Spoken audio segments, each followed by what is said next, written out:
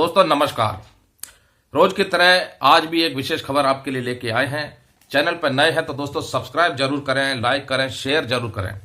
दोस्तों शुरुआत करेंगे माफी मांगकर बिना जुर्माना भरे आयकर रिटर्न दाखिल करें।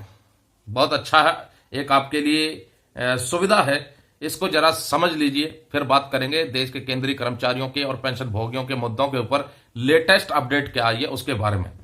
दोस्तों यदि किसी करदाता ने 31 दिसंबर 2023 की समय सीमा के बाद भी इनकम टैक्स रिटर्न दाखिल नहीं किया है या ई सत्यापन नहीं किया है तो उनके पास आखिरी विकल्प उपलब्ध है। आयकर विभाग ऐसे करदाताओं को ऐसी सुविधा भी देता है जिसमें वे माफी मांगकर बिना जुर्माना भरे आईटीआर दाखिल कर सकते हैं। अब ये लाभ कैसे उठा सकते हैं आप, इसके बारे में जरा सुनिए इस आर्टिकल में क्या लिखा है। सामान्य तौर पर समय सीमा चूकने पर आयकर दाता पर जुर्माना लगाया जाता है, लेकिन यदि कोई करदाता विभाग की वेबसाइट पर जाकर देरी के लिए माफी याचिका यानी कंडोनेशन ऑफ डिले दाखिल करता है तो उसे इससे राहत भी दी जा सकती है। इस प्रक्रिया में करदाता को आयकर रिटर्न दाखिल करने में हुई देरी के लिए कारण बताते हुए माफी मांगनी पड़ती है। विभाग करदाता के अनुरोध पर विचार करता है। मंजूरी मिलने पर ही दंडात्मक शुल्क से राहत मिल जाती है। अब इस तरह आप दाखिल कर सकते हैं माफी याचिका। आयकर विभाग के ई फाइलिंग पोर्टल पर जाएं, यहां पर खाते में लॉगिन करना होगा।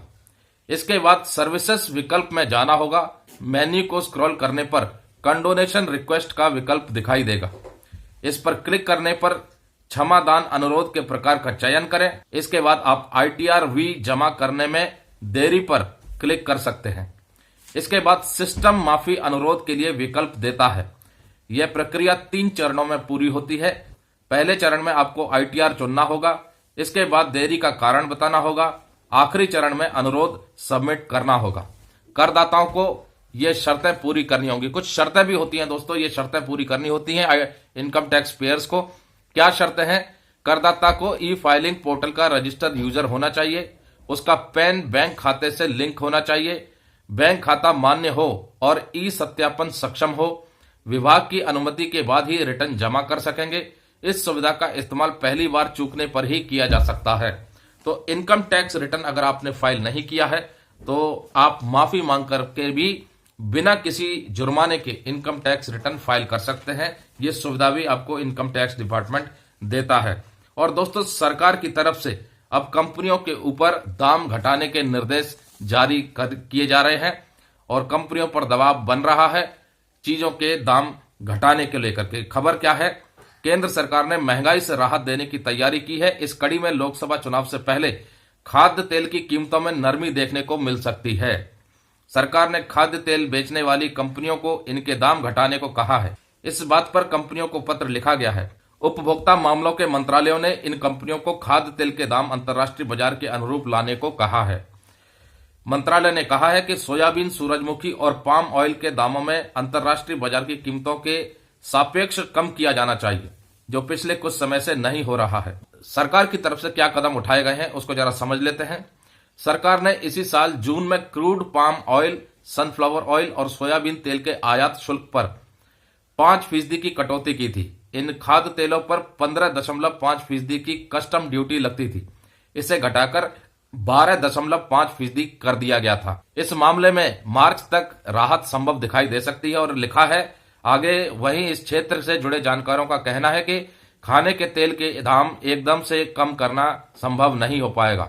दाम मार्च आते आते ही कम होंगे जब देश में सरसों की कटाई शुरू होगी। सरसों की कटाई होने के बाद खाने के तेलों की नई सप्लाई आएगी, कीमतों में कटौती की जा सकेगी। वही दोस्तों अंतरिम बजट को लेकर के एक बड़ी अपडेट आई है जिसमें कहीं ना कहीं एक खबर निकली है, देश के सभी जिले निर्यात केंद्रों से जोड़े जाएंगे। क्या खबर है? केंद्र सरकार आने वाले अंतरिम बजट में एक जिला एक उत्पाद योजना को और प्रभावी बनाने के उद्देश्य से नए ऐलान कर सकती है। इसके तहत सरकार आने वाले दिनों में सभी जिलों को निर्यात हब से जोड़ने का इंतजाम कर सकती है। इसके लिए खास तौर पर नई रकम का ऐलान किया जा सकता है। ऐसी खबर निकल के आ रही है कि देश के जितने भी जिले हैं इन सभी जिलों को निर्यात केंद्रों से जोड़ने के ऊपर और भी महत्वपूर्ण कदम उठाए जा सकते हैं। अब दोस्तों बात कर लेते हैं देश के केंद्रीय कर्मचारियों के और पेंशन भोगियों के मुद्दों की। शुरुआत करते हैं इस बार के बढ़ने वाले महंगाई भत्ते और महंगाई राहत से लेकर के। दोस्तों आज जैसा कि आप सबको पता है कि all India consumer price index और इंडस्ट्रियल वर्कर के आंकड़े 31 जनवरी तक आ जाएंगे, जुलाई 2023 से लेकर के दिसंबर 2023 तक। उसके बाद गणना की जाएगी कि कितना % महंगाई भत्ता और महंगाई राहत इस बार यानी जनवरी 2024 से केंद्रीय कर्मचारियों के लिए और पेंशन भोगियों के लिए बढ़ाना है। दूसरी तरफ दोस्तों 18 महीने के महंगाई भत्ते और महंगाई राहत को लेकर के भी अब कई तरह की खबरें देखने को मिल रही हैं। भारतीय प्रतिरक्षा मजदूर संघ की तरफ से भी सरकार को चिट्ठी लिखी गई है कि सरकार इस मुद्दे को दोबारा से रिव्यू करे और 18 महीने के महंगाई भत्ते और महंगाई राहत की जो बकाया राशि है उसका भुगतान केंद्रीय कर्मचारियों को और पेंशन भोगियों को कर दे। तो उम्मीद की जा रही है इस बार के अंतरिम बजट में हो सकता है कि सरकार कुछ प्रावधान ऐसा लेके आ सकती है, क्योंकि कर्मचारी संगठनों की तरफ से, पेंशन भोगी संगठनों की तरफ से सरकार के ऊपर दबाव बनाया जा रहा है। ऊपर से लोकसभा चुनाव का दबाव भी कहीं ना कहीं सरकार के ऊपर बन रहा होगा। दूसरी तरफ दोस्तों पे रिवीजन को लेकर के मांग उठने लग गई है कि 8वें वेतन आयोग का गठन किया जाना चाहिए, लेकिन सरकार की तरफ से अभी तक कोई सहमति बनती नजर नहीं आई है। लेकिन कर्मचारी संगठनों की तरफ से बार बार सरकार पर दबाव डालने का प्रयास किया जा रहा है 8वें वेतन आयोग के गठन को लेकर के। वहीं दोस्तों पुरानी पेंशन की बहाली के ऊपर भी अभी तक कोई अपडेट निकल के नहीं आई है। जो मांग की जा रही थी कि पुरानी पेंशन की बहाली होनी चाहिए और मौजूदा एनपीएस सिस्टम को खत्म किया जाना चाहिए, उसको लेकर के सरकार ने अभी तक कोई सहमति नहीं बनाई है। लेकिन दूसरी तरफ उम्मीद की जा रही है कि मौजूदा एनपीएस सिस्टम में कुछ जरूरी बदलाव देखने को मिल सकते हैं ताकि इसे और भी ज्यादा आकर्षक बनाया जाए और इस बार के अंतरिम बजट में एनपीएस सब्सक्राइबरों के लिए कुछ राहत भरी खबर निकल करके आ सकती है। वहीं दोस्तों नोशनल इंक्रीमेंट के मुद्दे पर भी अब और ज्यादा मांग उठने लग गई है, क्योंकि सीएजी ने तो अपनी चिट्ठी निकाल दी है जिसमें कि उन तमाम पेंशनर्स और कर्मचारियों को लाभ मिलेगा जो 11 अप्रैल 2023 के बाद रिटायर हुए हैं और रिटायर होंगे।